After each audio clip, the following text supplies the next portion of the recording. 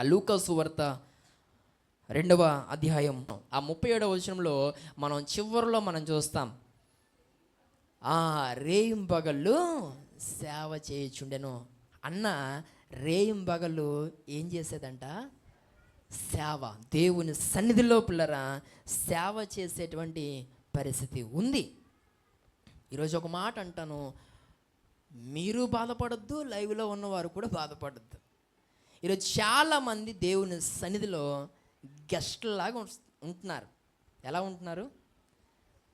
బంధువులు ఇళ్ళ దగ్గర ఏవైనా కార్యక్రమాలు జరిగితే ఎరగబడిపోతారు, దొల్లేస్తారు, కుడి చెయ్య ఎడం చెయ్య చూసుకోరు,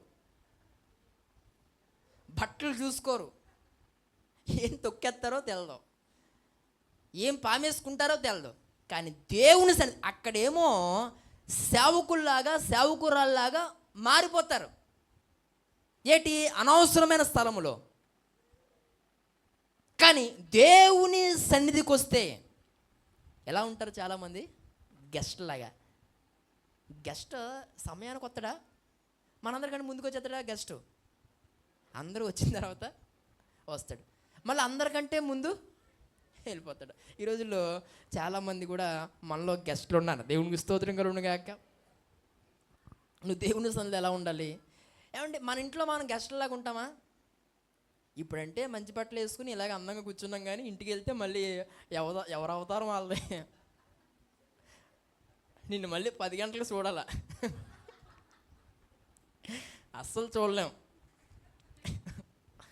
ఒకలేమో గిన్నెల కాడ, ఒకలేమో చాలా దరిద్రమైన గెటప్లో ఉంటాం మనం. దేవుని సన్నిధిలో మాత్రం ఎలా ఉంటాం అంటే ప్రతి ఒక్కరూ ఎవరింట్లో వాళ్ళు అలాగే ఉంటారు అనుకోండి. అఫ్కోర్స్ నేను కూడా మీరు అలాగ ఉంటారు కదా అని మీరు మళ్ళీ అంటారేమో. మీరేమని అవసరం లేదు, నన్ను నేనే అనుకుంటాను. కానీ దేవుని సన్నిధిలో ఎలా ఉండకూడదు? మనం చెప్పాలి, గెస్ట్ లాగా ఉండకూడదు. నేను డైరెక్ట్గానే మాట్లాడుతున్నాను. ఏ రోజన్నా ఒక్క కిటికీ తలుపు వేసావా? ఎన్ని ఉన్నాయి ఒక్కోదానికి? అంకుల్ గారు ఒకసారి లెక్కట్టండి. 3 3 3 9. అయ్యో లెక్కట్టండి. 12 13 14 15. మన చర్చికి 16 కిటికీలు ఉన్నాయి. ఈ 16 కిటికీల్లో ఏ రోజైనా ఒక్క కిటికీ వేసావా? నేను ఎప్పుడు వేయలేదంటే నువ్వు గెస్ట్వే, ఒప్పుకో.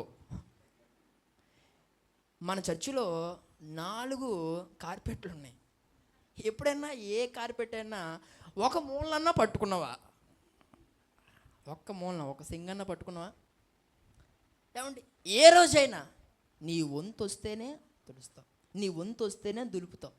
అంతా నీ సమయం రావాలి. ఏదో యేసుప్రభు కానాను విందులో నా సమయం ఇంకా రాలేదన్నట్టుగా ఏటా బడాయి నాకు అర్థమవుతుంది. దేవుని సన్నిధిలో పిల్లరా ఎవరైనా ఏం చేయొచ్చు? పరిచర్య చేయొచ్చు. పిల్లరా ఎప్పుడు వారైనా లాక్కోవాలి, చేతిని చీపురు లాక్కో, తుడు. లేదు ఇవ్వనన్నారు అనుకో, అమ్మ ఆశీర్వాదం కొట్టేస్తావా, నాకు కూడా ఇయ్యం లాగేసుకో.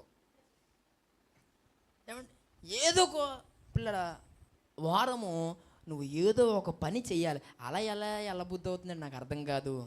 గెస్ట్ లాగా అలాగొచ్చి అలాగ కూర్చుని అలాగే వినేసి మళ్ళీ అలా వెళ్ళిపోయి ఎలా బుద్ధి అవుతుంది నాకు అర్థం కాదు. ఏ పరిచర్య చేయకుండా, దేవుని ఏ పనిలో పాలు పొందకుండా అంత అఫీషియాలిటీ నీకు ఎలా మెయింటైన్ చేయాలనిపిస్తుంది? ఇది నీ ఇల్లు, ఇది దేవునికి స్తోత్రం కలుగును గాక. దేవుని ఇల్లు. నువ్వు దేవునికి ఎవరు అని అంటే మనం దేవుని పిల్లలం కదా. ఏమండి, మా డాడీకి ఒక ఇల్లు ఉంది, మా డాడీదైతే నాది అవదా? దేవునికి స్తోత్రం కలుగును గాక. ఈరోజు దేవుని ఇల్లు అంటే కనుక ఇది నీ ఇల్లు కాదా? నీ ఇంట్లో నువ్వు గెస్ట్ లాగా ఉంటే ఎలాగా? నీ ఇంట్లో ఎవరు చేయాలి? నువ్వు చేయాలిగా. ఈరోజు ఇంకొకరు చేయాలా? లేకపోతే నీ ఇంట్లో నువ్వు చేయడానికి ఒక సమయం ఉంటుందా? నీ ఇంట్లో నువ్వు చేయడానికి ఒక స్కెడ్యూల్ ఉంటుంది. అఫ్కోర్స్ మనకు ఉందలేండి, దాన్ని నువ్వు బాగా ఫాలో అవుతావు. నేను అంటాను పిల్లరా, ఆ టైం టేబుల్ పిల్లరా అది అలా వెళ్తుంది. కానీ అవకాశం దొరికితే నువ్వు దేవుని సన్నిధిలో నువ్వేం చేయాలి? సేవ చేయాలి. సేవ అంటే ఇదా, నేను ఇంకా పాస్టర్ అయిపోవడం అనుకున్నావా? దేవుని స్తోత్రం కరుణగా. అలా మాకు అగ్గెట్టద్దు, కానీ చెప్పింది మాత్రం చేయండి. చెప్పింది మాత్రం చేయండి.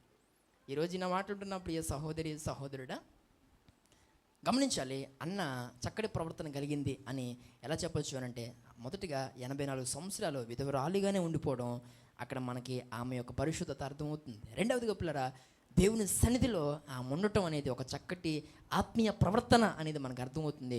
మూడవదిగా సేవ చేసే ఆ యొక్క లక్షణం, సేవ చేసేటువంటి ఆ అనుభవం పిల్లరా ఆమె యొక్క చక్కటి ప్రవర్తనను సూచిస్తూ ఉంది. ఈరోజు పిల్లరా మనం అందరము అటు అనుభవంతో ముందుకు కొనసాగాలి.